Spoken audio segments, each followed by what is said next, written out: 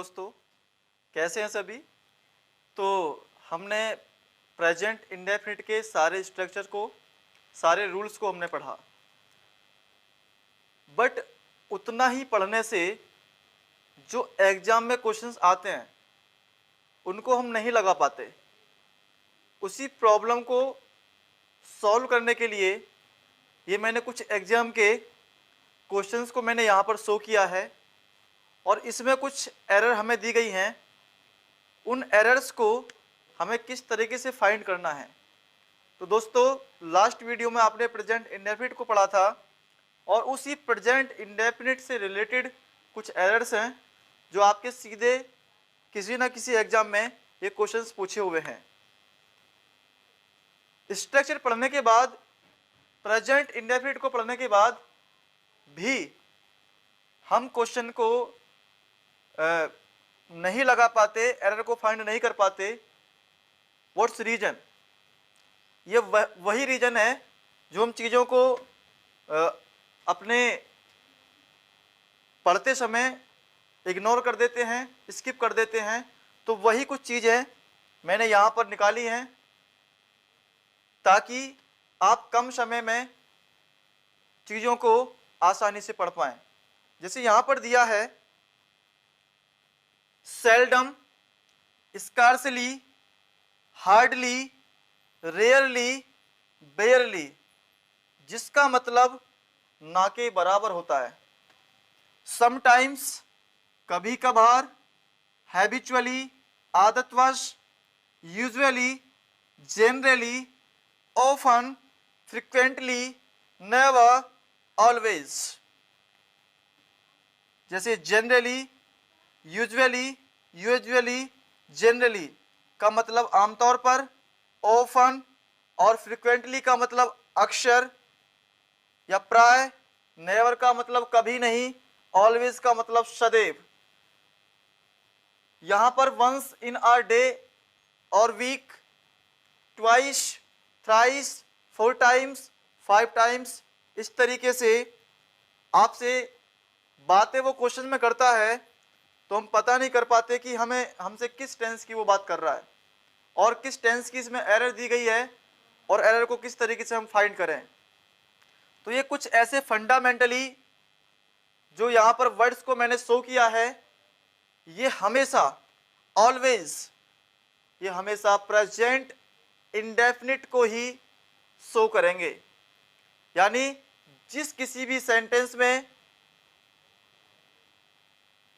Seldom, scarcely, hardly, rarely, बेयरली, sometimes, habitually, usually, generally, often, frequently, never, always और once in a day और week, twice, thrice, 4 times, इस तरीके के कुछ एक वर्ड जो आपको सेंटेंस में देखने के लिए मिलते हैं, ये कहीं ना कहीं प्रेजेंट इंडेफिनिट को ही शो करेंगे।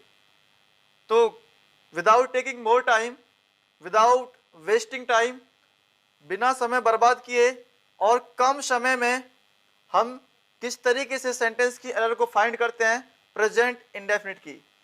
तो हमें देखिए यहाँ पर कुछ सेंटेंस दिए गए हैं जो मैंने यहाँ पर शो किए हैं। ये किसी ना किसी गवर्नमेंट एग्जाम में पूछे हुए क्वेश्चन है। हम सारा कुछ पढ़ने के बाद, सारा एकेडमिक पढ़ने के बाद भी हम सेंटेंस की एरर को फाइंड नहीं कर पाते क्योंकि हमारी वोकैब कहीं ना कहीं कमजोर रह जाती है। उसके बावजूद हम सेंटेंस का मीन नहीं निकाल पाते। लेकिन मैंने आपको स्टार्टिंग में ही बताया था कि कुछ फंडामेंटली ऐसे रूल्स होते हैं जो हमें ये बता देते हैं कि इस सेंटेंस के अंदर कौन से टाइम की बात की गई है। तो जैसे मैं यहाँ पर बात कर रहा हूँ, ये कुछ एक वर्ड जो किसको शो करेंगे, प्रेजेंट इंडेफिनिट को शो करेंगे। जैसे यहाँ पर पहला क्वेश्चन आपको दिया है दोस्तों, she is seldom taking tension. She is seldom taking tension. She is seldom taking tension of future and she is usually, देखिए दोस्तों यहां पर क्या आ गया, यूजुअली आ गया। मेकिंग द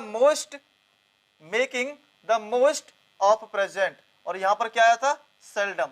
जो कि मैंने आपको क्या बताया है कि इनमें से कोई भी वर्ड किसी सेंटेंस में आपको दिखाई देता है तो प्रेजेंट इंडेफिनिट की एरर वहां पर होगी। और प्रेजेंट इंडेफिनिट में आपने देखा होगा हमने केवल या तो फर्स्ट फॉर्म को देखा था या फर्स्ट फॉर्म के साथ एस या ईएस को देखा था अकॉर्डिंग टू द सब्जेक्ट। ठीक है, तो यहां पर हम देख रहे हैं जैसे ही क्या आया सेल्डम, जैसे ही क्या आया यूजुअली, यानी सी इज सेल्डम टेकिंग टेंशन। आपको सेंटेंस का मीन निकालने की आवश्यकता भी नहीं होगी और फिर भी आप सेंटेंस की एरर को किस तरीके से फाइंड करेंगे आप आसानी से बता सकते हैं कि इस सेंटेंस के अंदर प्रेजेंट इंडेफिनिट की इस प्रकार से एरर है, इस प्रकार से इसमें गलती दी गई है, इसको कैसे फाइंड आउट करना है। She is seldom taking tension of future and she is usually making the most of present। ठीक है, तो यहां पर हम देख रहे हैं she is seldom taking, और जो कि seldom हमें क्या बताता है, seldom बताता है कि ये प्रेजेंट की बात है, इंडेफिनिट की बात है। तो वहां पर ing का कोई काम नहीं दोस्तों, वहां पर ing का कोई काम नहीं, क्योंकि हमने प्रेजेंट इंडेफिनिट में एस या ES according to the subject के हिसाब से हमने पढ़ा था। तो यहां पर क्या हो जाएगा, तो यहां पर जो इज हम यूज करते हैं वो कंटिन्यूटी में यूज करते हैं, जबकि यहां पर सेल्डम और यूजुअली बता रहा है कि ये प्रेजेंट इंडेफिनिट की एरर है, क्योंकि कुछ फंडामेंटली ऐसे वर्ड्स जो बताते हैं कि ये प्रेजेंट में ही यूज होते हैं। सी क्या हो जाएगा यहां पर, सी सेल्डम टेक्स, यहां पर क्या हो जाएगा टेक्स, टेक्स, क्योंकि सी क्या है सिंगुलर है, तो यहां पर आईएनजी का कोई काम नहीं, इसको भी हम यहां से नेग्लेक्ट कर देंगे। इसी प्रकार यहां पर यूजुअली क्या बताता है, यूजुअली बताता है प्रेजेंट इंडेफिनिट को, तो यहां पर भी इज का कोई काम नहीं दोस्तों। और यहां पर मेकिंग ना लिख करके आपको क्या लिखना पड़ेगा, मेक्स लिखना पड़ेगा। तो सेंटेंस कुछ इस प्रकार से बनेगा, she seldom takes, she seldom takes tension of future and she usually makes the most of present. दोस्तों बोल बोल करके पढ़ें, because speaking comes by speak. मैं बार बार वही कहता हूं, अपने आप को यूज ना किया तो लूज हो जाओगे, अपने आप को यूज ना किया तो लूज हो जाओगे। More practice otherwise you will be fail in English and in every subject. क्योंकि ज्यादा से ज्यादा प्रैक्टिस, ज्यादा से ज्यादा बोल बोल करके प्रैक्टिस करना ही हमें चीजों को आसान बनाता है और हमें चीजें आसान लगने लग जाती हैं, हमारी चीजों को आसान बनाता है और हमें चीजें आसान लगने लग जाती हैं।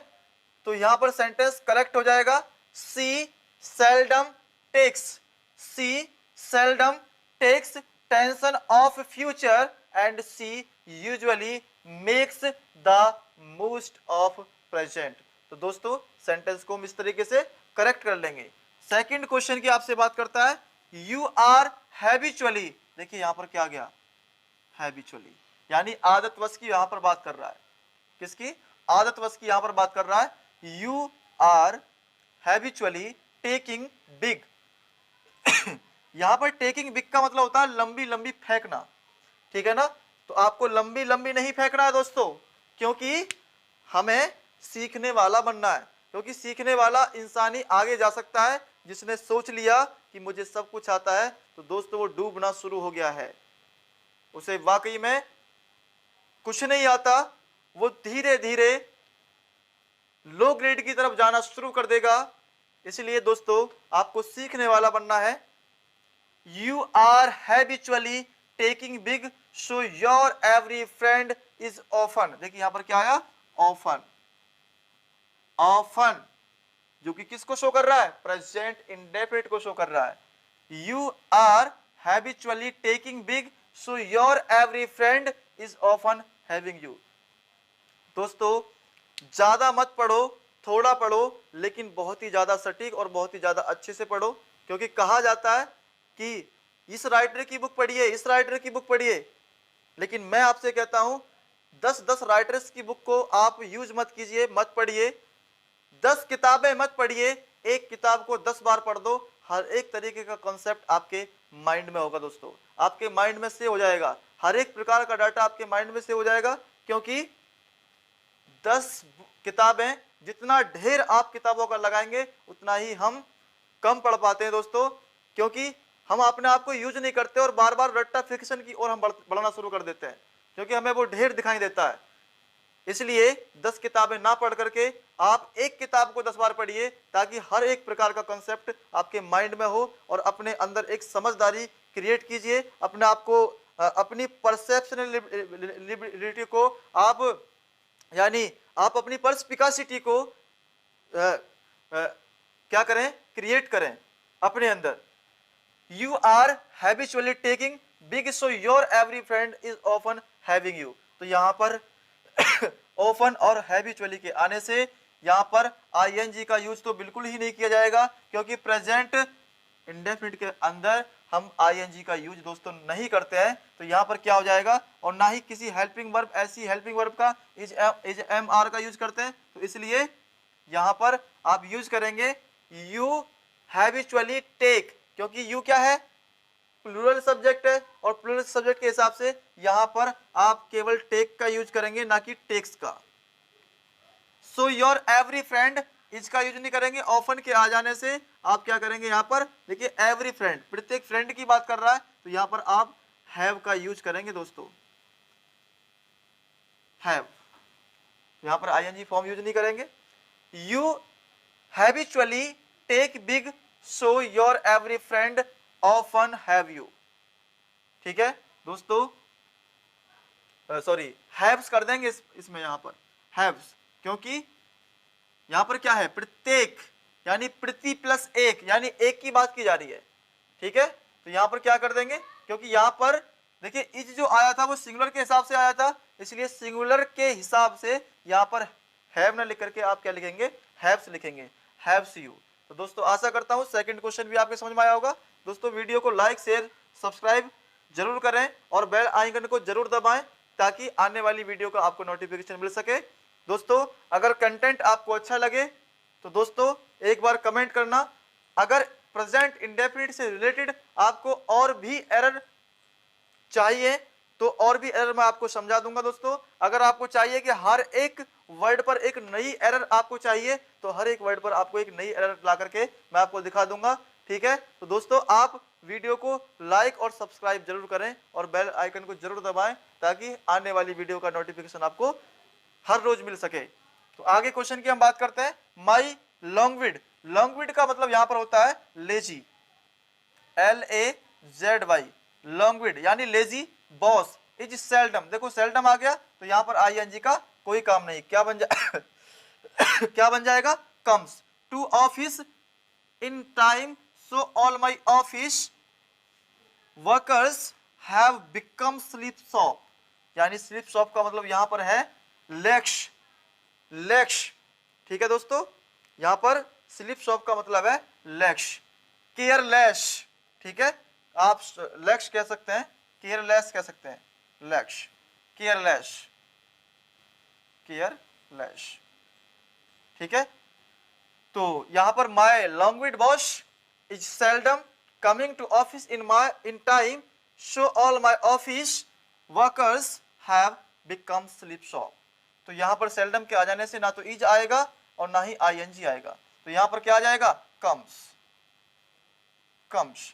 तो सेंटेंस बनेगा यहां पर my languid boss seldom comes to office in time, so all my office workers have become sleep shop.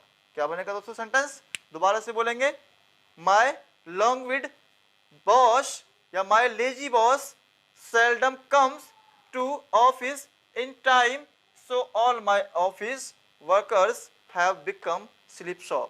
दोस्तों लास्ट सेंटेंस की हम बात करते हैं यहां पर। As I am a neophyte in preparation, comma I am often finding arcane words in newspaper। neophyte का मतलब होता है दोस्तों convert, CONVERT, convert, convert। As I am a neophyte in preparation, comma I am often, देखिए often आएगा दोस्तों, often के आ जाने से ING को हम यहाँ पर यूज नहीं करेंगे और ना ही M को यूज करेंगे, तो क्या बन जाएगा, और R के साथ हम क्या यूज करते हैं, वर्ब की वर्ब की फर्स्ट फॉर्म को हम यूज करते हैं। As I am a neophyte in preparation comma I often find, I often find arcane. Arcane देखिए आपके लिए बहुत काम का वर्ड है, इसका मतलब होता है difficult, difficult, difficult. As I am a neophyte in preparation comma I often find, finding की जगह क्या हो जाएगा, find, find. I often find arcane words in newspaper, in newspaper। दोस्तों आशा करता हूं समझ में आ रही होंगी बातें। seldom, scarcely, hardly, rarely, barely, sometimes, habitually, usually, generally, often, frequently, never, always, once in a day और वीक, ट्वाइस, थ्राइस, 4 टाइम्स।